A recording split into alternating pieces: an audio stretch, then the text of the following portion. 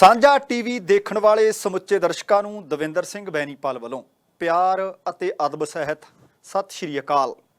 ਦੋਸਤੋ, ਅੱਜ ਦੇ ਇਸ ਖਾਸ ਪ੍ਰੋਗਰਾਮ ਦੇ ਵਿੱਚ ਸਿਹਤ ਨਾਲ ਜੁੜੀਆਂ ਗੱਲਾਂ ਬਾਤਾਂ ਕਰਾਂਗੇ, ਕਿਉਂਕਿ ਜੇਕਰ ਜਾਨ ਹੈ ਤਾਂ ਫਿਰ ਜਹਾਨ ਹੈ। ਬਾਕੀ ਦੇ ਕੰਮ ਬਾਅਦ 'ਚ ਪਹਿਲਾਂ ਸਿਹਤ ਜ਼ਰੂਰੀ ਹੈ। ਸਿਹਤ ਨਾਲ ਸੰਬੰਧਿਤ ਗੱਲਾਂ ਬਾਤਾਂ ਹੋਣਗੀਆਂ। ਸੋ ਕਹਿਣ ਦਾ ਭਾਵ ਹਰ ਬੱਚੇ ਤੋਂ ਲੈ ਕੇ ਬਜ਼ੁਰਗ ਤੱਕ ਜਿਹੜਾ ਵੀ ਇਸ ਦੁਨੀਆ ਤੇ ਹੈ, ਉਹਨਾਂ ਦੇ ਵਾਸਤੇ ਅੱਜ ਦੇ ਪ੍ਰੋਗਰਾਮ ਦੀਆਂ ਇਹ ਲਾਹੇਬੰਦ ਗੱਲਾਂ ਹੋਣਗੀਆਂ। ਕੋਸ਼ਿਸ਼ ਕਰਿਓ ਕਿ ਆਪ ਵੀ ਸੁਣਿਓ ਤੇ ਹੋਰਨਾਂ ਤੱਕ ਪੁੱਜਦੀਆਂ ਵੀ ਕੀਤੀਆਂ ਜਾਣ। ਆਓ ਅੱਜ ਤੁਹਾਨੂੰ ਐਡਵਾਂਸ ਜੀਨੋਮਿਕਸ ਤੇ ਡਾਕਟਰ ਨਿਸ਼ਾ ਡੋਗਰਾ ਦੇ ਰੂਬਰੂ ਕਰਦੇ ਹਾਂ, ਜਿਨ੍ਹਾਂ ਤੋਂ ਬਹੁਤ ਸਾਰੀਆਂ ਸਿਹਤ ਨਾਲ ਜੁੜੀਆਂ ਜਾਣਕਾਰੀਆਂ ਪ੍ਰਾਪਤ ਕਰਨ ਦੀ ਕੋਸ਼ਿਸ਼ ਕਰਾਂਗੇ। ਡਾਕਟਰ ਸਾਹਿਬਾ, ਸਭ ਤੋਂ ਪਹਿਲਾਂ ਤੁਹਾਡਾ ਸਵਾਗਤ। ਜੀ ਆਇਆਂ ਨੂੰ, ਸਤਿ ਸ਼੍ਰੀ ਅਕਾਲ ਜੀ। ਸਤਿ ਸ਼੍ਰੀ ਅਕਾਲ ਬੈਨੀਪਾਲ ਜੀ, ਔਰ ਪ੍ਰੋਗਰਾਮ ਦੇਖਣ ਵਾਲਿਆਂ ਨੂੰ ਸਾਰਿਆਂ ਨੂੰ ਮੇਰੀ ਨਿੱਘੀ ਜੀ ਸਤਿ ਸ਼੍ਰੀ ਅਕਾਲ, ਨਮਸਕਾਰ। ਨਮਸਕਾਰ ਜੀ। ਡਾਕਟਰ ਸਾਹਿਬਾ, ਮੈਨੂੰ ਪਤਾ ਕਿ ਜਿੰਨੇ ਵੀ ਆਪਾਂ ਪ੍ਰੋਗਰਾਮ ਪਿਛਲੇ ਸਮੇਂ ਦੌਰਾਨ ਕੀਤੇ ਨੇ, ਦਰਸ਼ਕਾਂ ਨੇ ਬਹੁਤ ਪਸੰਦ ਕੀਤੇ ਹੈ। ਸਾਨੂੰ ਬਹੁਤ ਸਾਰੇ ਮੈਸੇਜ ਆਏ ਕਿ ਕੋਈ ਕਹਿੰਦਾ ਸਾੜ ਪੈ ਰਿਹਾ, ਕੋਈ ਕਹਿੰਦਾ ਤੇਜ਼ਾਬ ਬਣ ਰਿਹਾ ਹੈ, ਕੋਈ ਕਹਿੰਦਾ ਜਦੋਂ ਕੁਝ ਖਾਣਾ ਉਹਦੇ ਤੋਂ ਬਾਅਦ ਜਲਣ ਮਹਿਸੂਸ ਹੁੰਦੀ ਹੈ। ਕੋਸ਼ਿਸ਼ ਕਰਾਂਗੇ ਕਿ ਅੱਜ ਇਸ ਮਸਲੇ ਨੂੰ ਆਧਾਰ ਬਣਾ ਕੇ ਗੱਲਬਾਤ ਕਰੀਏ। ਸਭ ਤੋਂ ਪਹਿਲਾਂ ਮੈਨੂੰ ਇਹ ਦੱਸਿਓ ਕਿ ਆਮ ਹੀ ਲੋਕ ਕਹਿ ਦੇਣਗੇ, ਕਿਸੇ ਨੂੰ ਪੁੱਛ ਲਓ, ਮੈਂ ਤਾਂ ਜੀ ਚਾਹ ਪੀ ਲੈਣਾ, ਮੇਰੇ ਤਾਂ ਤੇਜ਼ਾਬ ਬਣ ਜਾਂਦਾ। ਸੱਚੀ ਮੁੱਚੀ ਤੇਜ਼ਾਬ ਹੁੰਦਾ ਵੀ ਹੈ ਜਾਂ ਐਵੇਂ ਕਹਿਣ ਲੱਗ ਪੈਂਦੇ ਆ ਜੀ ਲੋਕ? ਹਾਂਜੀ ਬੈਨੀਪਾਲ ਜੀ, ਇਸ ਤਰ੍ਹਾਂ ਹੁੰਦਾ ਕਿ ਸਾਡੀ ਬਾਡੀ ਵਿੱਚ ਇੱਕ ਮਤਲਬ ਉਹਨੂੰ ਕਹਿੰਦੇ ਬੈਲੈਂਸ ਹੁੰਦਾ ਹੈ ਕਿ ਕਿੰਨਾ ਸਾਡੀ ਬਾਡੀ 'ਚ ਐਸਿਡ ਹੋਣਾ ਚਾਹੀਦਾ, ਕਿੰਨੀ ਸਾਡੀ ਬਾਡੀ ਅਲਕਲਾਈਨ ਹੋਣੀ ਚਾਹੀਦੀ। ਓਵਰਆਲ ਜਿਹੜੀ ਸਾਡੀ ਬਾਡੀ ਹੈ ਉਹ ਸਲਾਈਟਲੀ ਅਲਕਲਾਈਨ ਹੁੰਦੀ ਹੈ। ਅਗਰ ਅਸੀਂ ਸਕੇਲ ਤੇ ਗੱਲ ਕਰੀਏ, ਜਿੱਦਾਂ ਅਸੀਂ ਰੂਮ ਦਾ ਟੈਂਪਰੇਚਰ ਮੇਜਰ ਕਰਨੇ ਆ ਜਾਂ ਆਪਣੀ ਬਾਡੀ ਦਾ ਟੈਂਪਰੇਚਰ ਮੇਜਰ ਕਰਨੇ ਆ, ਉਹਦੇ ਵਿੱਚ ਹੁੰਦਾ ਕਿ ਸਾਡੀ ਜਿਸ ਤਰ੍ਹਾਂ 98 ਡਿਗਰੀ ਹੋਣਾ ਚਾਹੀਦਾ ਸਾਡੀ ਬਾਡੀ ਦਾ ਟੈਂਪਰੇਚਰ, ਕਿ ਉਸ ਵੇਲੇ ਸਾਡੀ ਬਾਡੀ ਬਿਲਕੁਲ ਸਹੀ ਕੰਮ ਕਰਦੀ ਹੈ। ਇਸ ਤਰ੍ਹਾਂ ਹੀ ਜਿਹੜੀ ਐਸਿਡ ਤੇ ਅਲਕਲਾਈਨ ਨੇਚਰ ਹੈ, ਸਾਡੀ ਬਾਡੀ ਜਿਹੜੀ ਸਲਾਈਟਲੀ ਅਲਕਲਾਈਨ ਹੋਣੀ ਚਾਹੀਦੀ। ਤੇ ਨਿਊਟਰਲ ਜਿਹੜੀ ਹੁੰਦੀ 7 ਹੁੰਦੀ ਹੈ, 7 ਦੇ ਥੱਲੇ ਹੋਏ ਤੇ ਬਾਡੀ ਐਸਿਡਿਕ ਹੋ ਜਾਂਦੀ ਹੈ, 7 ਦੇ ਉੱਪਰ ਹੋਏ ਤੇ ਅਲਕਲਾਈਨ ਹੁੰਦੀ ਹੈ। ਤੇ ਸਲਾਈਟਲੀ ਅਲਕਲਾਈਨ ਦਾ ਮਤਲਬ ਹੈ ਕਿ 7.2 to 7.3 ਤੱਕ ਸਾਡੀ ਬਾਡੀ ਜਿਹੜੀ ਹੋਣੀ ਚਾਹੀਦੀ। ਜਿਵੇਂ ਜਿਵੇਂ ਅਸੀਂ 6 ਤੇ ਆਨੇ ਆ ਜਾਂ ਅਸੀਂ 5 ਪੁਆਇੰਟ ਕੁਛ ਤੇ ਆਨੇ ਆ, 5 ਤੇ ਬਹੁਤ ਹੀ ਅਲਕਲਾਈਨ ਹੋ, ਬਹੁਤ ਹੀ ਐਸਿਡਿਕ ਹੋ ਜਾਂਦਾ ਹੈ। ਤੇ ਇਹ ਬਾਡੀ ਆਹਿਸਤਾ ਜਿਹੜੀ ਹੈ ਐਸਿਡਿਕ ਸਾਈਡ ਜਾਂਦੀ ਹੈ। ਜਿਵੇਂ ਜਿਵੇਂ ਸਾਡੀ ਬਾਡੀ ਐਸਿਡਿਕ ਸਾਈਡ ਜਾਂਦੀ ਹੈ ਤੇ ਅੰਦਰ ਦੇ ਸਾਡੀ ਬਾਡੀ ਦਾ ਜਿਹੜਾ ਸਿਸਟਮ ਹੈ ਉਹ ਜਿਹੜਾ ਹਿੱਲ ਜਾਂਦਾ ਹੈ, ਠੀਕ ਨਹੀਂ ਰਹਿੰਦਾ, ਤੇ ਅਸੀਂ ਸਲੋਲੀ ਬਿਮਾਰੀਆਂ ਵਾਲੇ ਪਾਸੇ ਚਲੇ ਜਾਂਦੇ ਹਾਂ। ਅੱਛਾ, ਹੁਣ ਇਹ ਦੱਸਿਓ ਮੈਨੂੰ, ਜਿਸ ਤਰ੍ਹਾਂ ਤੁਸੀਂ ਦੱਸਿਆ ਹੈ, ਇਹਦੇ ਵਾਸਤੇ ਕੁਝ ਖਾਸ ਖਿਆਲ ਰੱਖਣ ਦੀ ਜ਼ਰੂਰਤ ਵੀ ਹੈ? ਕਿਉਂਕਿ ਕਈ ਬੰਦੇ ਤਾਂ ਕੁਝ ਵੀ ਖਾਈ ਜਾਣ, ਕੁਝ ਵੀ ਪੀ ਜਾਣ, ਕਿਉਂਕਿ ਮੈਨੂੰ ਲੱਗਦਾ ਕਿ ਪਰਸਨ ਟੂ ਪਰਸਨ ਹੈ, ਉਹਨਾਂ ਨੂੰ ਕੋਈ ਵਹਿਮ ਨਹੀਂ। ਕਈ ਬੰਦੇ ਕਹਿੰਦੇ ਨੇ ਜੀ ਮੈਂ ਤਾਂ ਆਹ ਖਾ ਲਾਂ ਸਾੜ ਪੈਂਦਾ, ਆਹ ਖਾ ਲਾਂ ਸਾੜ ਪੈਂਦਾ। ਮੈਨੂੰ ਇਹ ਦੱਸਿਓ ਸਭ ਤੋਂ ਪਹਿਲਾਂ ਕਿਹੜੀਆਂ ਚੀਜ਼ਾਂ ਦਾ ਉਚੇਚੇ ਤੌਰ ਤੇ ਇਨਸਾਨ ਨੂੰ ਧਿਆਨ ਰੱਖਣਾ ਚਾਹੀਦਾ ਹੈ? ਕਿਉਂਕਿ ਹੋ ਸਕਦਾ ਕਿ ਅੱਜ ਸਾਨੂੰ ਇਹ ਚੀਜ਼ਾਂ ਖਾਣ ਦੇ ਨਾਲ ਕੋਈ ਅਸਰ ਮਹਿਸੂਸ ਨਹੀਂ ਹੋ ਰਿਹਾ, ਹੋ ਸਕਦਾ ਜਿਸ ਤਰ੍ਹਾਂ ਦੀਆਂ ਗੱਲਾਂ ਕੋਈ ਦੂਸਰਾ ਦੱਸ ਰਿਹਾ ਹੈ, ਕੱਲ੍ਹ ਨੂੰ ਸਾਨੂੰ ਵੀ ਉਹ ਮਹਿਸੂਸ ਹੋਣ ਲੱਗ ਪੈਣ।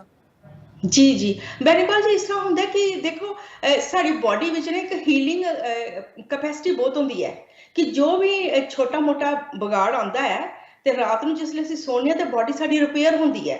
ਤੇ ਅਗਰ ਡੀਪ ਸਲੀਪ ਹੁੰਦੀ ਹੈ ਤਾਂ ਰਿਪੇਅਰ ਬਹੁਤ ਛੇਤੀ ਹੁੰਦੀ ਹੈ। ਅਗਰ ਟੁੱਟੀ ਨੀਂਦਰ ਆਉਂਦੀ ਰਹਿੰਦੀ ਹੈ, ਨੀਂਦ ਪੂਰੀ ਨਹੀਂ ਆਉਂਦੀ ਹੈ, ਤੇ ਸਾਡੀ ਬਾਡੀ ਰਿਪੇਅਰ ਨਹੀਂ ਹੁੰਦੀ। ਤੇ ਜਿਹੜੇ ਖਾਣੇ ਪੀਣੇ ਦੀ ਗੱਲ ਕਰੀਏ ਤੇ ਖਾਣੇ ਪੀਣੇ ਜਿਹੜੇ ਨੇ, ਤੁਸੀਂ ਦੇਖੋਗੇ ਕਿ ਪਹਿਲੇ ਦੇ ਖਾਣੇ ਤੇ ਹੁਣ ਦੇ ਖਾਣੇ 'ਚ ਕਾਫੀ ਫਰਕ ਪੈ ਗਿਆ ਹੈ, ਕਿਉਂਕਿ ਹੁਣ ਦੇ ਖਾਣੇ ਜਿਹੜੇ ਨੇ ਨੈਚੁਰਲ ਘੱਟ ਤੇ ਆਰਟੀਫਿਸ਼ੀਅਲ ਜ਼ਿਆਦਾ ਹੋ ਗਏ ਨੇ, ਕੈਮੀਕਲ ਲੋਡਡ ਫੂਡ ਹੋ ਗਏ ਨੇ। ਕਿਉਂਕਿ ਅਸੀਂ ਜਿਹੜੇ ਖਾਣੇ ਦੀ ਤਾਕਤ ਨੂੰ ਪਹਿਚਾਨਣੇ ਦੇ ਬਜਾਏ ਅਸੀਂ ਕੀ ਕਰਨੇ ਆ, ਸਵਾਦ ਵਾਲੇ ਪਾਸੇ ਚਲੇ ਜਾਂਦੇ ਆ। ਤੇ ਫਿਰ ਕੀ ਹੈ ਕਿ ਜ਼ਿਆਦਾ ਅਸੀਂ ਰੈਸਟੋਰੈਂਟ ਜਾਂ ਬਾਹਰ ਦੇ ਖਾਣੇ ਖਾਂਦੇ ਆ, ਤੇ ਉਸ ਲਈ ਕੀ ਹੁੰਦਾ ਕਿ ਉਹ ਉਹਨਾਂ ਨੇ ਚੀਜ਼ਾਂ ਵੇਚਣੀਆਂ ਹੁੰਦੀਆਂ ਨੇ ਤੇ ਉਹ 'ਚ ਸਵਾਦ ਵਾਲੀ ਚੀਜ਼ਾਂ ਪਾਉਂਦੇ ਨੇ। ਕਿਉਂਕਿ ਜਿੱਦਾਂ ਤੁਸੀਂ ਦੇਖਿਆ ਹੈਗਾ ਕਿੰਨੇ ਕੈਚਅਪ ਨੇ, ਸੈਲਡ ਡਰੈਸਿੰਗਸ ਹੋ ਗਈਆਂ ਨੇ, ਜਾਂ ਫਿਰ ਹੋਰ ਵੀ ਜਿਹੜੇ ਡਰਿੰਕਸ ਜਿਹੜੇ ਨੇ ਉਹਨਾਂ ਵਿੱਚ ਵੀ ਕਾਫੀ ਕੈਮੀਕਲਸ ਪਾਏ ਹੁੰਦੇ, ਪ੍ਰੀਜ਼ਰਵੇਟਿਵਸ ਪਾਏ ਹੁੰਦੇ ਨੇ, ਜਿਹਦੇ ਵਾਸਤੇ ਸਾਡੀ ਬਾਡੀ ਤਿਆਰ ਨਹੀਂ ਹੈ। ਅੱਛਾ, ਇਹ ਵੀ ਹੈ ਤੇ ਕਦੀ ਅਸੀਂ ਖਾਈਏ ਤੇ ਫਿਰ ਵੀ ਬਾਡੀ ਹੈਂਡਲ ਕਰ ਸਕਦੀ ਹੈ ਕਿ ਰਿਪੇਅਰ ਸਿਸਟਮ ਕੰਮ ਕਰਦਾ ਹੈ। ਲੇਕਿਨ ਜਿਸ ਲਈ ਸਾਡੀ ਇਹ ਲਾਈਫ ਸਟਾਈਲ ਬਣ ਜਾਂਦਾ ਹੈ, ਅਸੀਂ ਰੂਟੀਨ 'ਚ ਇਹੋ ਜਿਹੇ ਖਾਣੇ ਖਾਂਦੇ ਹਾਂ ਤੇ ਸਾਡੀ ਬਾਡੀ ਦਾ ਸਿਸਟਮ ਜਿਹੜਾ ਉਹ ਡਿਸਟਰਬ ਹੋ ਜਾਂਦਾ ਹੈ, ਫਿਰ ਰਿਪੇਅਰ ਕਰਨਾ ਹਟ ਜਾਂਦਾ, ਫਿਰ ਸਾਨੂੰ ਤਕਲੀਫਾਂ ਹੁੰਦੀਆਂ ਨੇ। ਤੇ ਜਿਹੜੀ ਤੁਸੀਂ ਇੱਕ ਗੱਲ ਕੀਤੀ ਹੈ, ਬਹੁਤ ਅੱਛੀ ਗੱਲ ਕੀਤੀ ਹੈ ਕਿ ਖਾਣੇ ਵਿੱਚ ਕਿਹੜੀਆਂ ਚੀਜ਼ਾਂ ਖਰਾਬ ਨੇ।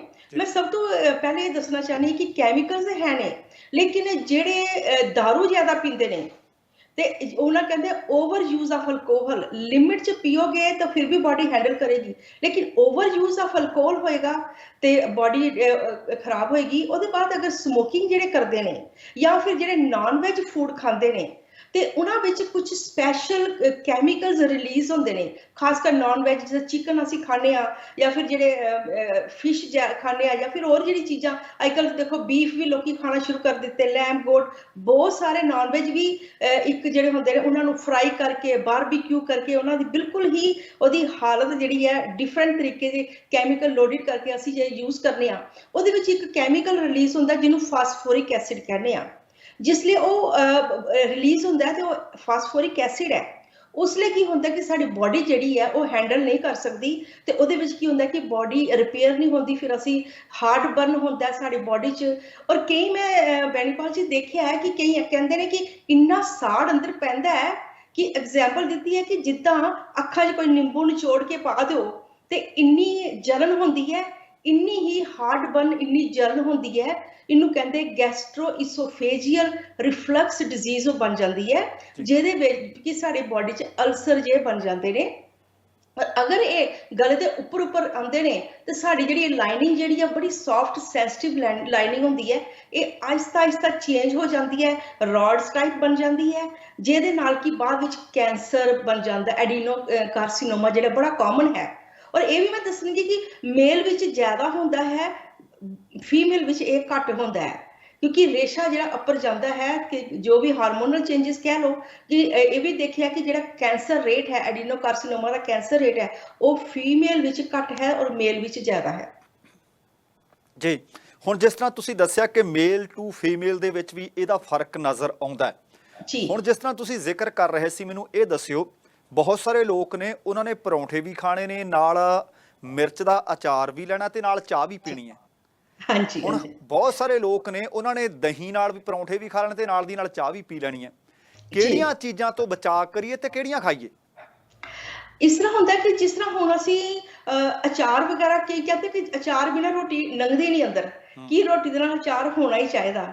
ਔਰ ਇਹ ਜਿਹੜੇ ਅਚਾਰ ਵਗੈਰਾ ਹੁੰਦੇ ਨੇ ਜਾਂ ਦੂਜੀਆਂ ਚੀਜ਼ਾਂ ਮੈਂ ਗੱਲ ਕੀਤੀ ਹੈ, ਇਹ ਜਾਂ ਪਰਾਂਠੇ ਤੁਸੀਂ ਗੱਲ ਕੀਤੀ ਹੈ, ਜਾਂ ਫਿਰ ਭਟੂਰੇ ਹੋ ਗਏ, ਫਰਾਈਡ ਚੀਜ਼ਾਂ ਜਿਹੜੀ ਜ਼ਿਆਦਾ ਖਾਂਦੇ ਅਸੀਂ, ਜਾਂ ਫਿਰ ਰੂਟੀਨ 'ਚ ਜੋ ਪੀਜ਼ਾ ਵਗੈਰਾ ਖਾਂਦੇ ਰਹਿੰਦੇ ਆ ਜਾਂ ਰੈਸਟੋਰੈਂਟ ਵਿੱਚ ਫਾਸਟ ਫੂਡ ਖਾਂਦੇ ਰਹਿੰਦੇ ਆ, ਇਹਦੇ ਵਿੱਚੋਂ ਫਿਰ ਜਿਸ ਵੇਲੇ ਸਾਡੀ ਬਾਡੀ 'ਚ ਜਾਂਦੇ ਨੇ ਸਪੈਸ਼ਲ ਕੈਮੀਕਲ ਰਿਲੀਜ਼ ਹੁੰਦੇ ਨੇ, ਜਿਹੜੇ ਕਿ ਸਾਡੀ ਬਾਡੀ ਫਿਰ ਕੀ ਕਰਦੀ ਹੈ ਕਿ ਸਟੋਮਿਕ ਵਿੱਚ ਉਹ ਨਾਰਮਲ ਕੋਲੋਂ ਫਿਰ ਜ਼ਿਆਦਾ ਐਸਿਡ ਬਣਾਉਂਦੀ ਹੈ, ਤੇ ਜਿਸ ਲਈ ਜ਼ਿਆਦਾ ਐਸਿਡ ਬਣਾਉਂਦੀ ਹੈ ਤੇ ਉਹ ਕੀ ਕਰਦੇ ਕਿ ਜਾਂ ਤੇ ਗਲੇ ਦੇ ਉੱਪਰ ਨੂੰ ਆਉਂਦਾ ਹੈ ਤੇ ਜਾਂ ਗਲੇ ਦੇ ਥੱਲੇ ਆਉਂਦਾ, ਕਿਉਂਕਿ ਉਹਦੇ ਵਿੱਚ ਦੋ ਮਸਲਸ ਹੁੰਦੇ, ਸਫਿੰਕਟਰ ਮਸਲਸ ਕਹਿੰਦੇ ਨੇ, ਜਿਹੜੀ ਕਿ ਟੂਟੀ ਵਰਗਾ ਕੰਮ ਕਰਦੇ ਨੇ ਕਿ ਉਹ ਬੰਦ ਰਹਿੰਦਾ ਹੈ ਜਿਸ ਲਈ ਸਟੋਮਿਕ 'ਚ ਐਸਿਡ ਹੁੰਦਾ ਹੈ। ਲੇਕਿਨ ਉਹ ਜਿਸ ਲਈ ਬਾਰ-ਬਾਰ ਐਸਿਡ ਉੱਛਲ ਕੇ ਉੱਪਰ ਨੂੰ ਆਉਂਦਾ ਹੈ ਔਰ ਜਿਹੜੀ ਸਫਿੰਕਟਰ ਮਸਲਸ ਹੁੰਦੇ ਲੂਜ਼ ਹੋ ਜਾਂਦੇ, ਤੇ ਫਿਰ ਸਿੱਧੇ ਤੁਹਾਨੂੰ ਦੇਖਿਆ ਕਈ ਬਹੁਤ ਕਹਿੰਦੇ ਕਿ ਗਲੇ 'ਚ ਖੱਟਾ ਪਾਣੀ ਉੱਪਰ ਨੂੰ ਆਉਂਦਾ ਹੈ, ਤੇ ਉਹ ਜਿਸ ਲਈ ਆਉਂਦਾ ਹੈ ਤਾਂ ਸਾਡੀ ਬਾਡੀ ਹੋਰ ਜ਼ਿਆਦਾ ਰੇਸ਼ਾ ਬਣਾਉਂਦੀ ਹੈ, ਤੇ ਉਹਦੇ ਨਾਲ ਕੀ ਹੁੰਦਾ ਕਿ ਉਹ ਜ਼ਿਆਦਾ ਬਾਰ-ਬਾਰ ਆ ਕੇ ਤਾਂ ਖੱਟੇ ਨਾਲੋਂ ਸਾਡੀ ਬਾਡੀ ਦੇ ਸੈੱਲ ਜਿਹੜੇ ਚੇਂਜ ਹੋ ਜਾਂਦੇ ਨੇ।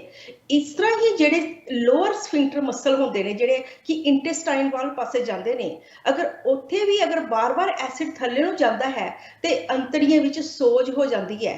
ਤੇ ਇਸ ਕਰਕੇ ਮੈਂ ਇਹ ਕਹਿੰਦੀ ਆ ਕਿ ਜਿਹੜੇ ਖਾਣੇ ਆਪਣੇ ਨੇ ਜ਼ਰੂਰ ਚੈੱਕ ਕਰਾਉਣੇ ਚਾਹੀਦੇ। ਮੈਂ ਪਹਿਲੇ ਵੀ ਕਾਫੀ ਵਾਰੀ ਮੈਂਸ਼ਨ ਕੀਤਾ ਕਿ ਜਿਹੜੇ ਅਸੀਂ ਟੈਸਟ ਕਰਨੇ ਆ ਜਿਹਦੇ ਵਿੱਚ ਕਿ ਫੂਡ ਸੈਂਸਿਟਿਵਿਟੀ ਜਾਂ ਫੂਡ ਇਨਟੋਲਰੈਂਸ ਜਿਹੜੇ ਟੈਸਟ ਹੁੰਦੇ ਨੇ, ਉਹਦੇ ਵਿੱਚ ਇਹ ਪਤਾ ਲੱਗਦਾ ਕਿ ਕਿਹੜੇ ਖਾਣੇ ਤੁਹਾਨੂੰ ਖਰਾਬ ਲੱਗਦੇ ਪਏ ਨੇ, ਕਿਉਂਕਿ ਹਰ ਇੱਕ ਦਾ ਅੰਦਰ ਦਾ ਸਿਸਟਮ ਅਲੱਗ-ਅਲੱਗ ਹੁੰਦਾ ਹੈ। ਈਵਨ ਕਿ ਬੱਚਿਆਂ ਵਿੱਚ ਮੈਂ ਦੇਖਿਆ ਕਿ ਕਾਫੀ ਜ਼ਿਆਦਾ ਫੂਡ ਇੰਟੋਲਰੈਂਸ ਹੁੰਦੀ ਹੈ, ਉਹਨਾਂ ਵਿੱਚ ਵੀ ਐਸਿਡ ਕਾਫੀ ਬਣਦਾ ਹੈ, ਉਹਦੇ ਨਾਲ ਖਾਂਸੀ ਹੁੰਦੀ ਰਹਿੰਦੀ ਹੈ ਬੱਚਿਆਂ ਨੂੰ, ਤੁਸੀਂ ਦੇਖਿਆ ਲਗਾਤਾਰ, ਜਾਂ ਸਾਹ ਦੀ ਛਾਤੀ 'ਚ ਆਵਾਜ਼ ਆਉਂਦੀ ਹੈ, ਕਈ ਵਾਰੀ ਕਹਿੰਦੇ ਨੱਕ ਬੰਦ ਹੋ ਜਾਂਦਾ ਹੈ, ਮੂੰਹ ਰਾਹੀਂ ਸਾਹ ਲੈਂਦੇ ਨੇ, ਤੇ ਕਈਆਂ ਨੂੰ ਸਲੀਪ ਐਪਨੀਆ ਹੁੰਦਾ ਹੈ। ਸਾਈਨਸ ਜਿਹੜੀ ਹੈ ਇਹ ਵੀ ਬੜੀ ਕਾਮਨ ਹੈ, ਇਹ ਵੀ ਐਸਿਡ ਦੇ ਕਾਰਨ ਹੈ, ਕਿਉਂਕਿ ਜਿਹੜੀ ਕੁਦਰਤ ਨੇ ਸਟੋਮਿਕ ਵਿੱਚ ਐਸਿਡ ਰੱਖਿਆ ਉਹ ਸਟੋਮਿਕ 'ਚ ਹੀ ਚਾਹੀਦਾ ਹੈ, ਲੇਕਿਨ ਅਗਰ ਉਹ ਸਟੋਮਿਕ 'ਚ ਨਿਕਲ ਕੇ ਬਾਹਰ ਆਉਂਦਾ ਹੈ ਤੇ ਫਿਰ ਮੈਂ ਕਿਹਾ ਜਿੱਦਾਂ ਸਾੜ ਪੈਂਦਾ ਹੈ ਜਾਂ ਫਿਰ ਜਿੱਦਾਂ ਦਾ ਅੱਗ ਬਲਦੀ ਰਹਿੰਦੀ ਹੈ, ਕਈ ਵਾਰੀ ਕਹਿੰਦੇ ਕਿ ਸਾਡੇ ਨਾ ਇਦਾਂ ਲੱਗਦਾ ਜਿੱਦਾਂ ਸਾੜ ਪੈਂਦਾ ਤੇ ਬਰਨਿੰਗ ਸੈਂਸੇਸ਼ਨ ਹੁੰਦੀ ਹੈ, ਕਿਉਂਕਿ ਜਿਹੜੇ ਹਾਰਟ ਦੇ ਮਸਲ ਨੇ ਸਕਵੀਜ਼ ਕਰਦੇ ਨੇ, ਕਿਉਂਕਿ ਉਹ ਐਕਸਟਰਾ ਸਟੋਮਿਕ ਵਿੱਚ ਜੇ ਐਸਿਡ ਹੁੰਦਾ ਉਹਨੂੰ ਰਿਲੀਜ਼ ਹੋ ਜਾਂਦਾ ਤੇ ਜਿਹਦੇ ਨਾਲ ਕਿ ਬਰਨਿੰਗ ਜਿਹੀ ਫੀਲਿੰਗ ਆਉਂਦੀ ਹੈ। ਸੋ ਫੂਡ ਸੈਂਸਿਟਿਵਿਟੀ ਟੈਸਟ ਜਿਹੜਾ ਜ਼ਰੂਰ ਕਰਾਓ। ਮੇਰੇ ਕੋਲ ਕਾਫੀ ਆਉਂਦੇ ਨੇ ਜਿਹੜੇ ਅਸੀਂ ਟੈਸਟ ਕਰਨੇ ਆ। ਆਈ ਥਿੰਕ ਕਿ 650 ਵੇਰੀਅਸ ਕਾਈਂਡ ਆਫ ਫੂਡ ਜਿਹੜੇ ਅਸੀਂ ਟੈਸਟ ਕਰਨੇ ਆ। ਔਰ ਮੈਂ ਦੱਸਿਆ ਵੀ ਅਸੀਂ ਬਾਲਾਂ ਤੋਂ ਟੈਸਟ ਕਰਨੇ ਆ, ਔਰ ਬਹੁਤ ਸਿੰਪਲ ਟੈਸਟ। ਆਪਣੇ ਥੋੜੇ ਜਿਹੇ ਬਾਲ, ਇੰਨੇ ਸਾਰੇ ਬਾਲ ਹੀ ਤੁਸੀਂ ਕੱਟ ਕੇ ਮੈਨੂੰ ਦੇਣੇ ਤੇ ਮੈਂ ਤੁਹਾਡਾ ਫੂਡ ਸੈਂਸਿਟਿਵਿਟੀ ਟੈਸਟ ਕਰਾਂਗੀ ਕਿ ਕਿਆ ਜਿਹੜੇ ਖਾਣੇ ਜਾ ਕੇ ਤੁਹਾਡੇ ਅੰਦਰ ਪਚਦੇ ਪਏ ਨੇ ਜਾਂ ਨਹੀਂ ਪਚਦੇ ਪਏ ਨੇ। ਜਿਹੜੇ ਅਨਡਾਈਜੈਸਟਡ ਫੂਡ ਅੰਦਰ ਰਹਿੰਦੇ ਨੇ, ਪਚਦੇ ਨਹੀਂ ਹੈ, ਉਹ ਸੜ ਕੇ ਗਲ ਕੇ ਇੱਕ ਤੇ ਬਦਬੂ ਆਉਂਦੀ ਹੈ, ਦੂਸਰਾ ਇਹ ਹੈ ਕਿ ਉਹ ਐਸਿਡ ਜ਼ਿਆਦਾ ਬਣਾਉਂਦੇ, ਤੇਜ਼ਾਬ ਜ਼ਿਆਦਾ ਬਣਾਉਂਦੇ ਨੇ। ਫਿਰ ਜਦ ਤੇਜ਼ਾਬ ਬਣਦਾ ਤੁਹਾਡੇ ਅੰਦਰ ਸਾੜ ਪਾਉਂਦਾ ਹੈ, ਕਈਆਂ ਨੂੰ ਕਬਜੀ, ਗੈਸ ਜਾਂ ਫਿਰ ਜਿਹੜੀ ਬਲੋਟਿੰਗ, ਪੇਟ ਫੁੱਲ ਜਾਂਦੇ ਨੇ, ਜਾਂ ਫਿਰ ਖਾਂਸੀ ਹੁੰਦੀ ਹੈ ਜਿੱਦਾਂ ਮੈਂ ਦੱਸਿਆ, ਕਈਆਂ ਨੂੰ ਉਲਟੀਆਂ ਹੁੰਦੀਆਂ ਨੇ, ਉਲਟੀ ਉੱਪਰ ਆਉਂਦੀ ਹੈ, ਜਾਂ ਫਿਰ ਹੈਡੇਕਸ ਹੁੰਦੀਆਂ ਨੇ। ਇਹ ਸਾਰੇ ਸਿੰਪਟਮ ਜਿਹੜੇ ਨੇ ਇਹ ਇਸੇ ਕਰਕੇ ਕਿ ਤੁਹਾਡਾ ਖਾਣਾ ਪ੍ਰੋਪਰ ਨਹੀਂ ਪਚਦਾ। ਕਬਜੀ ਵੀ ਇੱਕ ਬਹੁਤ ਵੱਡਾ ਕਾਰਨ ਹੈ ਕਿ ਤੁਹਾਡੇ ਖਾਣੇ ਜਿਹੜੇ ਤੁਸੀਂ ਖਾਂਦੇ ਹੋ ਉਹ ਸਟੈਕ ਹੁੰਦੇ ਰਹਿੰਦੇ ਨੇ, ਉਹ ਤੁਹਾਨੂੰ ਹਜਮ ਨਹੀਂ ਹੁੰਦੇ ਤੇ ਉਹਦੇ ਨਾਲ ਤੁਹਾਨੂੰ ਕਬਜੀ ਹੁੰਦੀ ਹੈ। ਜੇ ਉਹਦੇ ਨਾਲ ਇੱਕ ਹੋਰ ਵੀ ਮੈਂ ਬੈਨੀਪਾਲ 'ਚ ਗੱਲ ਕਰਨੀ ਹੈ ਕਿ ਜਿਸਲੇ ਸਾਡੀ ਬਾਡੀ 'ਚ ਕਈ ਵਾਰੀ ਇਨਫੈਕਸ਼ਨ ਜ਼ਿਆਦਾ ਹੋ ਜਾਂਦੀ ਹੈ, ਇੱਕ ਐਚ ਪਾਈਲੋਰੀ ਇਨਫੈਕਸ਼ਨ ਹੈ, ਉਹ ਸਪੈਸੀਫਿਕਲੀ ਸਟੋਮਕ ਦੇ ਅੰਦਰ ਕੀ ਕਰਦੀ ਹੈ ਕਿ ਛੋਟੇ ਛੋਟੇ ਸੁਰਾਖ ਕਰ ਦਿੰਦੀ ਹੈ। ਜਿਸਲੇ ਸੁਰਾਖ ਕਰਦੀ ਹੈ ਤੇ ਫਿਰ ਸਾਡੀ ਬਾਡੀ ਐਕਸਟਰਾ ਜਿਹੜੇ ਨਾ ਐਸਿਡ ਰਿਲੀਜ਼ ਕਰਨਾ ਸ਼ੁਰੂ ਕਰ ਦਿੰਦੀ ਹੈ, ਕਿਉਂਕਿ ਉਹਨਾਂ ਨੂੰ ਲੱਗਦਾ ਕਿ ਇਹ ਜਿਹੜਾ ਇਹ ਬਾਡੀ ਨੂੰ ਟ੍ਰਿਗਰ ਹੋ ਜਾਂਦੀ। ਤੇ ਉਹ ਜਿਹੜੀ ਐਚ ਪਾਇਲੋਰੀ ਹੈ ਬਹੁਤ ਕਾਮਨ ਹੈ ਆਪਣੇ ਕਮਿਊਨਿਟੀ ਦੇ ਲੋਕਾਂ ਵਾਸਤੇ। ਮੈਂ ਦੇਖਿਆ ਆਪਣੀ ਇੰਡੀਅਨ ਕਮਿਊਨਿਟੀ ਵਿੱਚ ਇਹ ਐਚ ਪਾਇਲੋਰੀ ਇਨਫੈਕਸ਼ਨ, ਇਹਦੇ ਵਜ੍ਹਾ ਤੁਸੀਂ ਆਪਣਾ ਟੈਸਟ ਕਰਾਉਣਾ ਚਾਹੀਦਾ ਕਿ ਸਾਡੇ ਬਾਡੀ 'ਚ ਇਨਫੈਕਸ਼ਨ ਤੇ ਨਹੀਂ ਹੈ।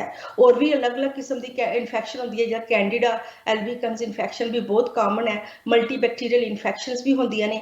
ਇਹਦੇ ਵੀ ਅਸੀਂ ਟੈਸਟ ਕਰਨੇ ਆ, ਜਿਹੜੇ ਥੁੱਕ ਤੋਂ ਟੈਸਟ ਹੁੰਦੇ ਨੇ ਕਿ ਤੁਹਾਡੇ ਅੰਦਰ ਕਿਹੜੀ ਇਨਫੈਕਸ਼ਨ ਹੈ। ਸੋ ਇਹ ਜਿਹੜੇ ਥੋੜੇ ਹਟ ਕੇ ਹੁੰਦੇ ਨੇ ਬਲੱਡ ਟੈਸਟ ਕੋਲੋਂ, ਕਿਉਂਕਿ ਬਲੱਡ ਟੈਸਟ ਜਿਹੜੇ ਹੁੰਦੇ ਤੁਹਾਨੂੰ ਪਤਾ ਜ਼ਿਆਦਾ ਸ਼ੂਗਰ, ਕੋਲੇਸਟ੍ਰੋਲ, ਬਲੱਡ ਪ੍ਰੈਸ਼ਰ ਜਾਂ ਥਾਇਰਾਇਡ ਜਾਂ ਇਹੋ ਜਿਹੀ ਚੀਜ਼ਾਂ ਪਤਾ ਲੱਗਦਾ। ਲੇਕਿਨ ਇਹ ਜਿਹੜੀਆਂ ਗੁੱਝੀਆਂ ਬਿਮਾਰੀਆਂ ਨੇ ਜਿਹੜੇ ਟੈਸਟਾਂ ਵਿੱਚ ਨਹੀਂ ਆਉਂਦੀਆਂ, ਇਹ ਬਹੁਤ ਜ਼ਰੂਰੀ। ਔਰ ਮੈਂ ਹਮੇਸ਼ਾ ਬੈਨੀਪਾਲ ਜੀ ਰਿਕਮੈਂਡ ਕਰਨੀ ਆ ਕਿ ਪਹਿਲੇ ਟੈਸਟਿੰਗ ਕਰਾ ਕੇ ਆਪਣੀ ਬਾਡੀ ਦਾ ਸਿਸਟਮ ਦੇਖੋ ਕਿ ਮੇਰੇ ਬਾਡੀ ਦਾ ਸਿਸਟਮ ਕਿਹੋ ਜਿਹਾ ਹੈ, ਕਿਹੜੇ ਖਾਣੇ ਮੈਨੂੰ ਪਚਾ ਸਕਣੇ, ਕਿਹੜੇ ਨਹੀਂ ਪਚਾ ਸਕਦੇ, ਮੇਰੇ ਅੰਦਰ ਕਿਹੜੀ ਇਨਫੈਕਸ਼ਨਸ ਨੇ, ਜਾਂ ਮੇਰੇ ਅੰਦਰ ਇਨਫਲੇਮੇਸ਼ਨ ਕਿਹੜੀ ਹੈ, ਜਾਂ ਮੈਨੂੰ ਕਿਹੜੀਆਂ ਐਲਰਜੀਜ਼ ਹੁੰਦੀ ਪਈਆਂ ਨੇ। ਇਹ ਬਹੁਤ ਜ਼ਰੂਰੀ ਹੈ ਟੈਸਟ ਕਰਾਣੇ। ਤੇ ਟੈਸਟ ਤੁਸੀਂ ਜ਼ਰੂਰ ਆਪਣੇ ਟੈਸਟ ਕਰਾ ਕੇ ਫਿਰ ਤੁਸੀਂ ਆਪਣਾ ਡਾਈਟ ਪਲਾਨ ਬਣਾਓ ਜਿਹੜਾ ਕਿ ਬਿਲਕੁਲ ਪਰਸਨਲਾਈਜ਼ਡ ਹੁੰਦਾ ਹੈ। ਪਰਸਨਲਾਈਜ਼ਡ ਹੈ ਕਿ ਸਿਰਫ ਜਿਹੜਾ ਤੁਹਾਡੇ ਵਾਸਤੇ ਬਣਿਆ ਹੈ, ਉਹ ਖਾਣੇ ਜਿਹੜੇ ਤੁਹਾਨੂੰ ਖਰਾਬ ਲੱਗਦੇ ਨੇ ਉਹ ਬਿਲਕੁਲ ਉਸ ਡਾਈਟ ਪਲਾਨ ਚੋਂ ਕੱਢ ਕੇ ਜਿਹੜੇ ਤੁਸੀਂ ਰੂਟੀਨ 'ਚ ਖਾਂਦੇ ਹੋ, ਔਰ ਲੇਕਿਨ ਉਹਦੇ ਇਲਾਵਾ ਹੈਲਦੀ ਤੇ ਵਧੀਆ ਖਾਣੇ ਜਿਹੜੇ ਕਿ ਤੁਹਾਨੂੰ ਹਜਮ ਵੀ ਛੇਤੀ ਹੋ ਜਾਣ, ਐਸਿਡ ਵੀ ਨਾ ਬਣੇ ਤੇ ਜਿਹੜੀਆਂ ਹੋਰ ਬਿਮਾਰੀਆਂ ਨੇ ਉਹ ਵੀ ਨਾ ਬਣਨ। ਇਸ ਕਰਕੇ ਆਪਣਾ ਡਾਈਟ ਪਲਾਨ ਜਿਹੜਾ ਪਰਸਨਲਾਈਜ਼ ਲੈਵਲ ਦਾ ਜ਼ਰੂਰ ਸਾਡੇ ਕੋਲੋਂ ਤੁਸੀਂ ਬਣਾਓ, ਤਾਂ ਕਿ ਤੁਸੀਂ ਇੱਕ ਖਾਣਾ ਕਹਿੰਦੇ ਸਹੀ ਹੋਏਗਾ ਤੇ ਉਹਦੇ ਨਾਲ ਜਿਹੜੀਆਂ ਸਿਹਤ ਵੀ ਜਿਹੜੀ ਤੁਹਾਡੀ ਸਿਹਤ ਸਹੀ ਹੋਏਗੀ। ਡਾਕਟਰ ਨਿਸ਼ਾ ਡੋਗਰਾ, ਤੁਸੀਂ ਜਿਹੜੀ ਗੱਲ ਕਰ ਰਹੇ ਹੋ ਕਿ ਖਾਣਾ ਸਹੀ ਹੋਵੇ, ਕਿਉਂਕਿ ਅਸਲ ਦੇ ਵਿੱਚ ਤੁਹਾਡਾ ਡਾਕਟਰ ਤੁਹਾਡੀ ਕਿਚਨ ਹੈ। ਤੁਸੀਂ ਕੀ ਖਾਂਦੇ ਹੋ ਉਹਦਾ ਅਸਰ ਸਿੱਧਾ ਤੁਹਾਡੇ ਸਰੀਰ ਤੇ ਹੋਣਾ ਹੈ। ਜਿਸ ਤਰ੍ਹਾਂ ਦਾ ਖਾਓਗੇ ਉਸੇ ਤਰ੍ਹਾਂ ਦਾ ਸਰੀਰ ਨੇ ਉਹਦੇ ਉੱਤੇ ਰਿਐਕਟ ਕਰਨਾ। ਬਿਮਾਰੀਆਂ ਵੀ ਹੋ ਸਕਦੀਆਂ ਨੇ, ਤੁਸੀਂ ਤੰਦਰੁਸਤ ਵੀ ਹੋ ਸਕਦੇ ਹੋ। ਜਿਸ ਤਰ੍ਹਾਂ ਤੁਸੀਂ ਜ਼ਿਕਰ ਕੀਤਾ, ਕਈ ਕਹਿੰਦੇ ਨੇ ਮੈਨੂੰ ਖੱਟੇ ਡਕਾਰ ਆਈ ਜਾਂਦੇ ਨੇ, ਕਈ ਕਹਿਣਗੇ ਮੈਨੂੰ ਮਿੱਠੇ ਡਕਾਰ ਆਈ ਜਾਂਦੇ ਨੇ। ਅਗਲੀ ਗੱਲ ਮੈਨੂੰ ਇਹ ਦੱਸਿਓ ਕਿ ਜੇਕਰ ਕਿਸੇ ਨੂੰ ਤੇਜ਼ਾਬ ਬਣਨ ਲੱਗ ਪਿਆ, ਕਿਸੇ ਦੇ ਸਾੜ ਪੈਂਦਾ, ਕਿਸੇ ਦੇ ਐਸਿਡ ਬਣਨ ਲੱਗ ਪਿਆ, ਇਹਦੇ ਨਾਲ ਕਿਹੜੀਆਂ ਬਿਮਾਰੀਆਂ ਹੋ ਸਕਦੀਆਂ ਨੇ ਜੀ? ਹਾਂਜੀ, ਮੈਂ ਜਿਸ ਤਰ੍ਹਾਂ ਕਿਹਾ ਕਿ ਕਹਿੰਦੇ ਨਾ ਕਿ ਇੱਕ ਤੇ ਮੇਰੇ ਖਿਆਲ ਬੁੱਕ ਵੀ ਪਬਲਿਸ਼ ਹੋਈ ਦੀ ਹੈ, ਫਰੋਮ ਐਸਿਡ ਟੂ ਕੈਂਸਰ। ਕਿਉਂਕਿ ਇਹ ਜਿਹੜਾ ਰੋਜ਼ ਦੀ ਰੋਜ਼ ਐਸਿਡ ਬਣਦਾ ਰਹਿੰਦਾ ਹੈ, ਸਾਡੀ ਬਾਡੀ ਇਹਦੇ ਵਾਸਤੇ ਡਿਜ਼ਾਈਨ ਨਹੀਂ ਹੈ। ਇਹਦੇ ਨਾਲ ਕੀ ਕੈਂਸਰ ਤੱਕ ਬਣ ਜਾਂਦਾ, ਜਿਹੜਾ ਮੈਂ ਐਡੀਨੋਕਾਰਸੀਨੋਮਾ ਜ਼ਿਕਰ ਕੀਤਾ ਹੈ। ਔਰ ਬਾਕੀ ਜਿਹੜਾ ਹੈ ਕਿ ਇੱਕ ਬੈਰਟ ਸਿੰਡਰੋਮ, ਇਸ ਤੋਂ ਪਹਿਲੇ ਵਾਲੀ ਸਟੇਜ ਆਉਂਦੀ ਹੈ, ਕੈਂਸਰ ਤੋਂ ਪਹਿਲੇ ਵਾਲੀ ਸਟੇਜ ਆਉਂਦੀ, ਉਹਨੂੰ ਬੈਰਟ ਸਿੰਡਰੋਮ ਕਹਿੰਦੇ ਨੇ, ਜਿਸ ਤੇ ਗਲੇ ਵਿੱਚ ਥੋੜੇ ਰੋਡ ਲਾਈਕ ਜਿਹੜੇ ਸੈਲਸ ਜਿਹੜੇ ਬਣਨਾ ਸ਼ੁਰੂ ਹੋ ਜਾਂਦੇ ਨੇ, ਤੇ ਉਹ ਵੀ ਬਹੁਤ ਗਲੇ 'ਚ ਰੋਟੀ ਫਸ ਜਾਂਦੀ ਹੈ। ਕਹਿੰਦੇ ਰੋਟੀ ਲੰਘਦੀ ਨਹੀਂ। ਤੁਸੀਂ ਬਹੁਤ ਸਾਰੇ ਕਹਿੰਦੇ ਨਹੀਂ ਹੱਥੂ ਆਉਂਦਾ ਹੈ, ਜਿਸ ਵੇਲੇ ਖਾਣਾ ਖਾਂਦੇ ਕਹਿੰਦੇ ਹੱਥੂ ਆਉਂਦਾ ਹੈ, ਕਿ ਉਹ ਖਾਣਾ ਅੰਦਰ ਨਹੀਂ ਲੰਘਦਾ, ਉੱਪਰ ਨੂੰ ਆਉਂਦਾ ਹੈ, ਵੋਮਿਟਿੰਗ ਹੁੰਦੀਆਂ ਨੇ।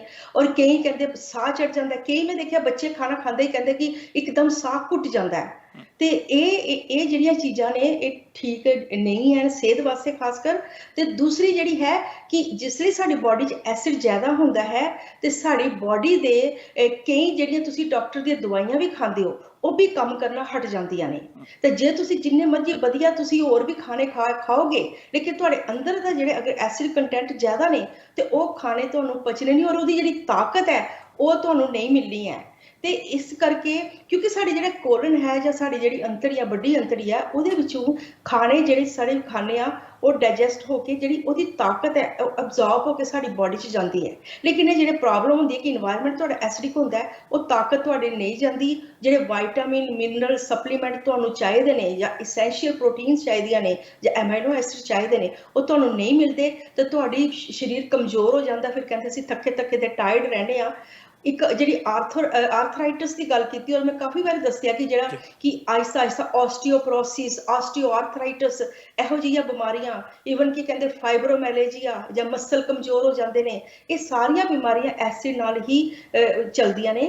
ਕਿਉਂਕਿ ਜਿਸ ਵੇਲੇ ਤੁਹਾਡੀ ਬੋਡੀ 'ਚ ਜ਼ਿਆਦਾ ਐਸਿਡ ਬਣਦਾ ਹੈ ਤੇ ਕੁਦਰਤੀ ਕੈਲਸ਼ੀਅਮ ਜਿਹੜਾ ਹੈ ਹੱਡੀਆਂ 'ਚੋਂ ਨਿਕਲ ਕੇ ਜੋੜਾਂ 'ਚੋਂ ਨਿਕਲ ਕੇ ਉਹਨੂੰ ਨਿਊਟਰਲਾਈਜ਼ ਕਰਦਾ ਹੈ ਤੁਹਾਨੂੰ ਪਤਾ ਨਹੀਂ ਲੱਗਦਾ। ਲੇਕਿਨ ਇਹੋ ਹੀ ਐਸਿਡ ਆਸਤਾ ਆਸਤਾ ਤੁਹਾਡੀ ਹੱਡੀਆਂ ਨੂੰ ਖੋਖਲਾ ਕਰਦਾ ਹੈ ਤੁਹਾਡੇ ਜੋੜਾਂ ਵਿੱਚ ਦਰਦ ਪੈਦਾ ਕਰਦਾ ਉਹਦੇ 'ਚ ਸੂਜਨ ਹੋ ਜਾਂਦੀ ਹੈ ਤੇ ਫਿਰ ਤੁਸੀਂ ਕਹਿੰਦੇ ਬੋਨ ਡੈਂਸਿਟੀ ਘਟ ਗਈ ਹੈ ਆਸਟੀਓਪਰੋਸਿਸ ਹੋ ਗਿਆ ਹੈ ਜਾਂ ਫਿਰ ਰਿਊਮੇਟਾਇਡ ਆਰਥਰਾਈਟਿਸ ਹੈ ਕਿ ਤੁਹਾਡੇ ਅੰਦਰ ਜਿਹੜੀ ਸੋਜ ਬਣ ਜਾਂਦੀ ਹੈ ਤੁਹਾਡੇ ਬਲੱਡ ਵੈਸਲ ਸੁੱਜ ਜਾਂਦੇ ਨੇ ਤੇ ਇਹ ਬਿਮਾਰੀਆਂ ਜਿਹੜੀਆਂ ਨੇ ਸਵੀਅਰ ਹੋ ਜਾਂਦੀਆਂ ਨੇ। ਇੱਕ ਹੋਰ ਵੀ ਹੈ ਕਿ ਮੈਂ ਦੇਖਿਆ ਕਿ ਇਮਿਊਨ ਸਿਸਟਮ ਜਿਹੜਾ ਤੁਹਾਡਾ ਇੱਕਦਮ ਰਿਸਕ ਤੇ ਆ ਜਾਂਦਾ ਹੈ ਜਿਹਨੂੰ ਆਟੋ ਇਮਿਊਨ ਡਿਜ਼ੀਜ਼ ਕਹਿੰਦੇ ਕਿਉਂਕਿ ਜਿਹੜੀ IBS ਕਹਿੰਦੇ ਨੇ ਇਨਫਲੇਮੇਟਰੀ ਬਾਵਲ ਸਿੰਡਰੋਮ ਹੈ ਜਾਂ ਇਹੋ ਜਿਹੀ ਬਿਮਾਰੀਆਂ ਨੇ ਜਾਂ ਆਰਥਰਾਈਟਿਸ ਹੈ ਜਾਂ ਕਈਆਂ ਨੂੰ ਐਜ਼ਮਾ ਹੋ ਜਾਂਦਾ ਕਿਉਂਕਿ ਗਲੇ 'ਚ ਬਾਰ-ਬਾਰ ਉਹਦੇ ਸਾਹ ਦੀ ਤਕਲੀਫ ਹੁੰਦੀ ਐਜ਼ਮਾ ਹੋ ਜਾਂਦਾ।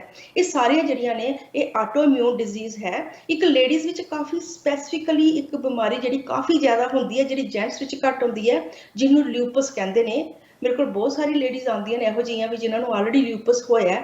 ਉਹਦੇ ਨਾਲ ਕੀ ਹੁੰਦਾ ਕਿ ਤੁਹਾਡਾ ਇਮਿਊਨ ਸਿਸਟਮ ਹੀ ਸ਼ਟ ਹੋ ਜਾਂਦਾ ਹੈ ਡਾਊਨ ਹੋ ਜਾਂਦਾ ਹੈ ਤੇ ਫਿਰ ਤੁਹਾਡੀ ਬੋਡੀ ਆਪਣੇ ਹੀ ਸੈੱਲ ਨੂੰ ਖਾਣਾ ਸ਼ੁਰੂ ਕਰ ਦਿੰਦੀ ਹੈ ਤੇ ਜਿਹਦੇ ਨਾਲ ਕਿ ਫਿਰ ਤੁਹਾਨੂੰ ਬਿਲਕੁਲ ਟਾਇਰਡ ਡਿਪਲੀਟ ਇਨ એનર્ਜੀ ਬਿਲਕੁਲ ਸੈਡ ਫੀਲਿੰਗ ਮਨ ਨਹੀਂ ਕਰਦਾ ਕੰਮ ਕਰਨ ਦਾ ਦਰਦਾਂ ਹੀ ਦਰਦਾਂ ਤਕਲੀਫਾਂ।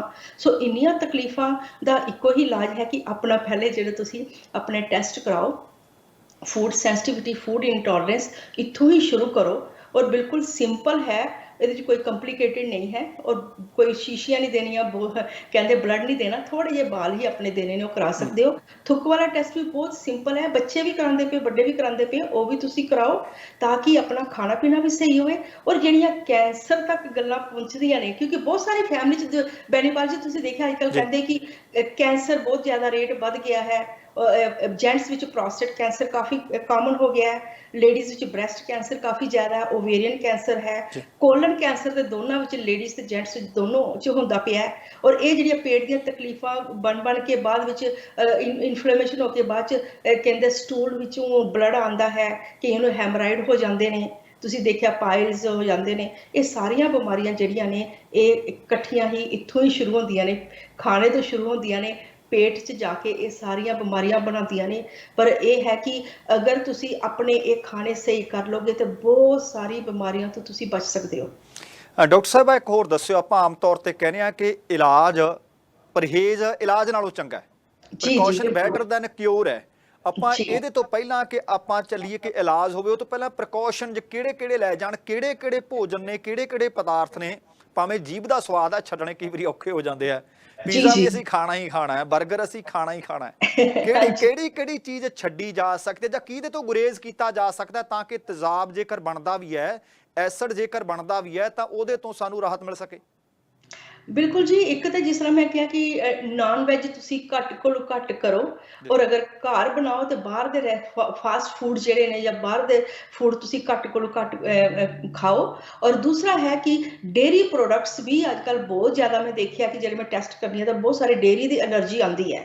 ਔਰ ਮੈਂ ਬੈਨੀਵਾਲ ਜੀ ਇਹ ਵੀ ਦੇਖਿਆ ਕਿ ਬਹੁਤ ਸਾਰੇ ਕਈ ਵਾਰੀ ਜਿਹੜੇ ਐਸਿਡ ਬਣਦਾ ਨਾ ਉਹ ਕੀ ਕਰਦੇ ਦੁੱਧ ਪੀਂਦੇ ਨੇ ਤੇ ਦੁੱਧ ਪੀ ਕੇ ਉਸ ਲਈ ਟੈਂਪਰੇਰੀ ਤੇ ਥੋੜਾ ਜਿਹਾ ਲੱਗਦਾ ਕਿ ਮੈਨੂੰ ਆਰਾਮ ਆਇਆ ਲੇਕਿਨ ਉਹਦੇ ਬਾਅਦ ਵਿੱਚ ਫਿਰ ਐਸਿਡ ਜ਼ਿਆਦਾ ਬਣਦਾ ਹੈ ਕਿਉਂਕਿ ਜਿਹੜਾ ਇਹ ਦੁੱਧ ਦਾ ਅੱਜਕੱਲ ਹੋਮੋਜਨਾਈਜ਼ਡ ਦੁੱਧ ਦਾ ਜਿਹੜਾ ਅਸੀਂ 2% ਲੈਂਦੇ ਆ ਜਾਂ ਦੂਜੇ ਇਹ ਜਿਹੜੇ ਨੇ ਇਹ ਬਹੁਤ ਜ਼ਿਆਦਾ ਐਸਿਡ ਬਣਾਉਂਦੇ ਨੇ। ਤੇ ਜਾਂ ਫਿਰ ਜਿਸ ਤਰ੍ਹਾਂ ਤੁਸੀਂ ਕਹਿੰਦੇ ਪੀਜ਼ਾ, ਤੇ ਪੀਜ਼ੇ ਨਾਲ ਤੁਸੀਂ ਦੇਖਿਆ ਹੋਵੇਗਾ ਬਹੁਤ ਸਾਰੇ ਲੋਕੀ ਪੀਜ਼ੇ ਦੇ ਨਾਲ ਕੋਕ ਜ਼ਰੂਰ ਲੈਂਦੇ ਨੇ, ਤੇ ਜਾਂ ਫਿਰ ਪੀਜ਼ਾ ਦੇ ਉੱਪਰ ਸਾਸ ਲਗਾਉਂਦੇ ਨੇ ਜਾਂ ਕਿ ਹੋਰ ਕੁਝ ਖਾਂਦੇ ਨੇ। ਸੋ ਇਹੋ ਜਿਹੇ ਕੰਬੀਨੇਸ਼ਨ ਜਿਹੜੇ ਨੇ ਸਾਨੂੰ ਖਰਾਬ ਕਰਦੇ ਨੇ। ਫਰਾਈਡ ਫੂਡ ਜਿੰਨਾ ਤੁਸੀਂ ਘੱਟ ਕਰੋਗੇ ਉਹ ਜ਼ਿਆਦਾ ਅੱਛਾ ਹੋਏਗਾ। ਔਰ ਦਾਰੂ ਪੀਣੇ ਵਾਸਤੇ ਹੈ ਕਿ ਤੁਸੀਂ ਅਲਕੋਹਲ ਜੇ ਸੋਸ਼ਲ ਡਰਿੰਕਿੰਗ ਕਰਨੀ ਹੈ ਤੇ ਉਹ ਕਰੋ, ਲੇਕਿਨ ਜਿਹੜੀ ਤੁਸੀਂ ਜ਼ਿਆਦਾ ਦਾਰੂ ਪੀਂਦੇ ਹੋ ਕਿਉਂਕਿ ਇਹ ਬਾਡੀ ਸਾਡੀ ਹੈਂਡਲ ਨਹੀਂ ਕਰ ਸਕਦੀ। ਔਰ ਅਲਕੋਹਲ ਦੇ ਨਾਲ ਵੀ ਕਾਫੀ ਸਾਰੀਆਂ ਇਹ ਬਿਮਾਰੀਆਂ ਜਾਂ ਐਸਿਡ ਰਿਫਲਕਸ ਹੁੰਦਾ, ਕਿਉਂਕਿ ਤੁਸੀਂ ਦੇਖਿਆ ਕਿ ਜਿਹੜੇ ਕਹਿੰਦੇ ਦਾਰੂ ਪੀਂਦੇ ਨਾ ਤਾਂ ਸਵੇਰੇ ਉੱਠਣੇ ਆ ਤਾਂ ਸਾਨੂੰ ਕਹਿੰਦੇ ਇੰਨਾ ਨਾ ਪੀਲਾ ਪੀਲਾ ਅੰਦਰ ਨਿਕਲਦਾ, ਗਲੇ ਚੋਂ ਬਾਹਰ ਨਿਕਲਦਾ। ਤਾਂ ਉਹ ਜਿਹੜਾ ਤੁਸੀਂ ਸਵੇਰੇ ਉੱਠਦੇ ਸਾਰ ਲੱਸੀ ਮੰਗਦੇ ਆ ਜੀ, ਫਿਰ ਕਹਿੰਦੇ ਨੇ ਲੱਸੀ ਲਿਆ ਕੇ ਦਿਓ। ਹਾਂਜੀ ਹਾਂਜੀ, ਕਹਿੰਦੇ ਦਾਰੂ ਪੀ ਕੇ ਜਦ ਸੋ ਜਾਂਦੇ ਆ ਸਵੇਰੇ ਉੱਠਦੇ ਹੀ ਉਹ ਸਾਰਾ, ਕਿਉਂਕਿ ਉਹ ਐਸਿਡ ਸਾਰਾ ਬਣਦਾ ਹੈ, ਉਹ ਸਾਰਾ ਫਿਰ ਗਲੇ 'ਚ ਤੁਹਾਨੂੰ ਪੀਲਾ ਪੀਲਾ ਕਾਫੀ ਨਿਕਲਦਾ ਹੈ। ਜਾਂ ਫਿਰ ਕਈ ਵਾਰੀ ਕਹਿੰਦੇ ਬਿਲਕੁਲ ਬਹੁਤ ਰੇਸ਼ਾ ਹੀ ਰੇਸ਼ਾ ਬਣਦਾ ਹੈ। ਇਹ ਸਾਰੀਆਂ ਬਿਮਾਰੀਆਂ ਜਿਹੜੀਆਂ ਨੇ ਇਹ ਐਸਿਡ ਤੋਂ ਸ਼ੁਰੂ ਹੁੰਦੀਆਂ ਨੇ, ਕਿਉਂਕਿ ਸਾਡੀ ਬਾਡੀ ਜਿਹੜੀ ਹੈ ਜਿੰਨੀ ਅਲਕਲਾਈਨ ਹੋਏਗੀ ਜ਼ਰੂਰੀ ਹੈ। ਔਰ ਇੱਕ ਗੱਲ ਮੈਂ ਜ਼ਰੂਰ ਬੈਨੀਪਾਲ ਜੀ ਹੋਰ ਕਹਿਣਾ ਚਾਹੁੰਦੀ ਹਾਂ ਕਿ ਅਸੀਂ ਬਹੁਤ ਸਾਰੇ ਮੈਂ ਦੇਖਿਆ ਫੈਮਲੀਜ਼ ਵਿੱਚ ਉਹ ਟੈਪ ਦਾ ਪਾਣੀ ਜ਼ਿਆਦਾ ਪੀਂਦੇ ਨੇ ਜੀ, ਕਿਉਂਕਿ ਇੱਕ ਪਾਣੀ ਜਿਹੜਾ ਸਾਡੀ ਬਾਡੀ 70 ਤੋਂ 75% ਬਾਡੀ ਜਿਹੜੀ ਸਾਡੀ ਵਾਟਰ ਹੀ ਹੈ ਨਾ। ਬਲੱਡ ਵੀ ਸਾਡਾ ਵਾਟਰ ਜਿੱਦਾਂ ਪੀਆਂਗੇ ਬਲੱਡ ਸਾਡਾ ਇੰਨਾ ਵਧੀਆ ਹੁੰਦਾ ਹੈ ਕਿ ਜਿਹੜਾ ਟੈਪ ਦਾ ਪਾਣੀ ਹੈ ਉਹਦਾ ਮੈਂ ਪੀਐਚ ਚੈੱਕ ਕੀਤਾ ਸੀ, ਉਹ ਵੀ ਕੋਈ 5.6 ਜਾਂ 5.8 ਦੇ ਨੇੜੇ ਤੇੜੇ ਆਉਂਦਾ ਹੈ। ਤੇ ਮੈਂ ਜਿਹੜਾ ਜ਼ਿਕਰ ਕੀਤਾ ਸਾਡੀ ਬਾਡੀ ਜਿਹੜੀ 7 ਜਾਂ 7.5 ਤੱਕ ਹੋਣੀ ਚਾਹੀਦੀ। ਲੇਕਿਨ ਜਿਸਲੇ ਤੁਸੀਂ ਇਹ ਐਸਿਡਿਕ ਪਾਣੀ ਪੀਂਦੇ ਹੋ, ਔਰ ਪਾਣੀ 'ਚ ਨਾ ਸਿਰਫ ਇਹ ਨਹੀਂ ਹੈ ਕਿ ਟੈਪ ਦੇ ਪਾਣੀ 'ਚ ਇਹ ਨਹੀਂ ਹੈ ਕਿ ਸਿਰਫ ਤੁਸੀਂ ਕਹੋਗੇ ਕਿ ਅਲਕਲਾਈਨ ਨੇਚਰ ਜਾਂ ਐਸਿਡਿਕ ਨੇਚਰ ਹੈ। ਇਹਦੇ ਵਿੱਚ ਜਿਹੜੀ ਕਲੋਰੀਨ ਹੁੰਦੀ ਹੈ ਉਹ ਸਿੱਧਾ ਹੀ ਹਾਈਡਰੋਕਲੋਰਿਕ ਐਸਿਡ ਬਣਾਉਂਦੀ ਹੈ। ਜਿਸਲੇ ਪਾਣੀ ਨਾਲ ਮਿਕਸ ਹੁੰਦੀ ਹੈ, ਕਲੋਰੀਨ ਪਾਣੀ 'ਚ ਮਿਕਸ ਹੋਏਗੀ, H2O ਹੁੰਦਾ ਵਾਟਰ ਤੇ ਕਲੋਰੀਨ ਹੁੰਦੀ Cl2। ਜੇ H2O ਤੇ Cl2 ਦੋਨੋਂ ਮਿਲਦੇ ਨੇ ਤੇ HCl ਬਣ ਜਾਂਦਾ ਹੈ ਹਾਈਡਰੋਕਲੋਰਿਕ ਐਸਿਡ, ਜਿਹੜਾ ਕਿ ਬਹੁਤ ਹੀ ਖਤਰਨਾਕ ਤੇਜ਼ਾਬ ਹੁੰਦਾ ਹੈ ਜੀ।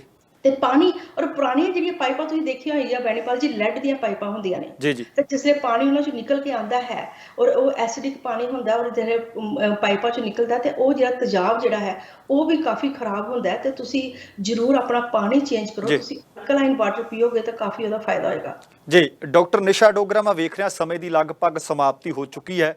ਜਾਣ ਤੋਂ ਪਹਿਲਾਂ ਆਪਣੀ ਵੈਬਸਾਈਟ ਜਾਂ ਸੰਪਰਕ ਨੰਬਰ ਦਿੱਤਾ ਜਾ ਸਕਦਾ ਜਿੱਥੇ ਤੁਹਾਡੇ ਨਾਲ ਕੀਮਤੀ ਸਲਾਹ ਦੇ ਵਾਸਤੇ ਜਾਂ ਕਿਸੇ ਨੇ ਜੇਕਰ ਕੋਈ ਟੈਸਟ ਕਰਵਾਉਣਾ ਹੋਵੇ ਤੁਹਾਡੇ ਨਾਲ ਸੰਪਰਕ ਕੀਤਾ ਜਾ ਸਕੇ। ਜ਼ਰੂਰ ਜੀ, ਮੈਂ ਬੈਨੀਪਾਲ ਜੀ ਦੱਸਣੀ ਆ ਕਿ ਜਿਹੜਾ ਸਾਡਾ ਫੋਨ ਨੰਬਰ ਹੈ ਉਹ 6045935030 604-593-50 ਫੋਨ ਤੇ ਕਾਲ ਕਰ ਸਕਦੇ ਹੋ। 6045935030। ਔਰ ਜਿਹੜੀ ਵੈਬਸਾਈਟ ਹੈ ਸਾਡੀ advancedgenomics.ca ਤੇ ਵੀ ਜਾ ਸਕਦੇ ਨੇ, ਉੱਥੇ ਟੈਸਟੀਮੋਨੀਅਲਸ ਵੀ ਹੈ ਨੇ, ਦੇਖ ਸਕਦੇ ਨੇ। ਔਰ ਜਿਹੜੀ ਸਾਡੀ ਈਮੇਲ ਹੈ ਮੇਰੀ ਨਿਸ਼ਾ Dogra Dr. Nisha Dogra @gmail.com, ਉਹਦੇ ਵਿੱਚ ਵੀ ਕਰ ਸਕਦੇ, ਈਮੇਲ ਕਰ ਸਕਦੇ ਨੇ। ਪਰ ਫੋਨ ਕਾਫੀ ਈਜ਼ੀ ਹੈ, 6045935030 ਤੇ ਜ਼ਰੂਰ ਕਾਲ ਕਰੋ ਔਰ ਆਪਣੇ ਟੈਸਟ ਕਰਾਓ। ਸੋ ਡਾਕਟਰ ਸਾਹਿਬਾ, ਅੱਜ ਇੱਕ ਵਾਰ ਫਿਰ ਤੋਂ ਤੁਸੀਂ ਸਾਂਝਾ ਟੀਵੀ ਦੇ ਦਰਸ਼ਕਾਂ ਨੂੰ ਸਮਾਂ ਦਿੱਤਾ, ਤੁਹਾਡਾ ਤਹਿ ਦਿਲੋਂ ਧੰਨਵਾਦ। ਫਿਰ ਕਿਸ ਦਿਨ ਗੱਲਬਾਤ ਕਰਾਂਗੇ। ਮਿਹਰਬਾਨੀ, ਸਤਿ ਸ਼੍ਰੀ ਅਕਾਲ ਜੀ। ਸਤਿ ਸ਼੍ਰੀ ਅਕਾਲ ਜੀ। ਦੋਸਤੋ, ਇਹ ਸਨ ਡਾਕਟਰ ਨਿਸ਼ਾ ਡੋਗਰਾ ਜਿਨ੍ਹਾਂ ਨੇ ਕੀਮਤੀ ਜਾਣਕਾਰੀ ਦਿੱਤੀ ਹੈ। ਜੇਕਰ ਤੇਜ਼ਾਬ ਬਣ ਰਿਹਾ, ਜੇਕਰ ਤੁਹਾਨੂੰ ਲੱਗਦਾ ਕਿ ਐਸਿਡ ਬਣ ਰਿਹਾ, ਸਾੜ ਪੈ ਰਿਹਾ, ਤਾਂ ਤੁਸੀਂ ਆਹ ਕੁਝ ਖਾਸ ਗੱਲਾਂ ਦਾ ਧਿਆਨ ਰੱਖਿਓ। ਉਮੀਦ ਹੈ ਕਿ ਤੁਹਾਡੇ ਵਾਸਤੇ ਇਹ ਜਾਣਕਾਰੀ ਲਾਹੇਵੰਦ ਸਾਬਤ ਹੋਵੇਗੀ। ਸੋ ਜਾਣ ਤੋਂ ਪਹਿਲਾਂ ਇੱਕ ਵਾਰੀ ਇੱਕ ਜ਼ਰੂਰ ਕਹਾਂਗਾ ਕਿ ਸਿਹਤ ਦਾ ਖਿਆਲ ਰੱਖਿਆ ਕਰੋ ਤੇ ਜ਼ਿੰਦਗੀ ਜਿੰਦਾਦਲੀ ਦਾ ਨਾਮ ਹੈ। ਦਵਿੰਦਰ ਸਿੰਘ ਬੈਨੀਪਾਲ ਨੂੰ ਆਗਿਆ ਦਿਓ। ਸਤਿ ਸ਼੍ਰੀ ਅਕਾਲ। ਰੱਬ ਰਾਖਾ ਤੇ ਤੁਸੀਂ ਦੇਖਦੇ ਰਹੋ ਸਾਂਝਾ ਟੀਵੀ।